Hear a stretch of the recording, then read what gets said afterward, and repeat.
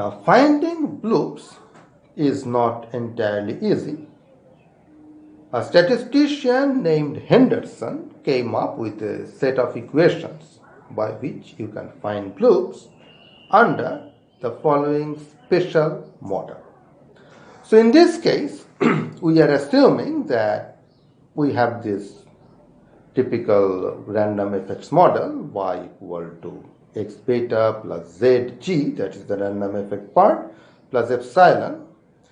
G has this particular distribution, mean 0, variance sigma squared times g, epsilon 0 sigma squared times r, same sigma square in both cases, and the crucial assumption, which makes it look a bit unrealistic, is that you know both G and R completely and they are PD matrices.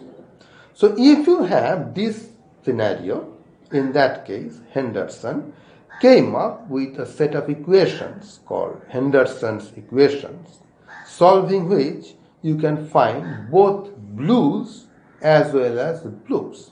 Remember, when we are working with blues, they may also change a little because we have a different distributional assumption.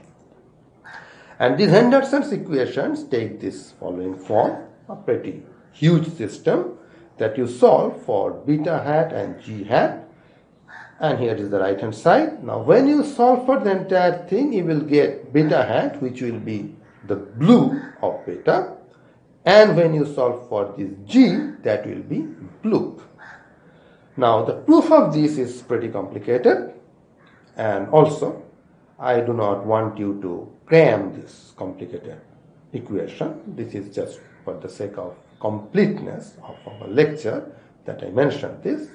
If you are interested in knowing how people arrive at these things or how bloops are used in animal husbandry and places like that, I would suggest that you go through this particular paper. I shall provide a link of this paper from our class web page. That bloop is a good thing.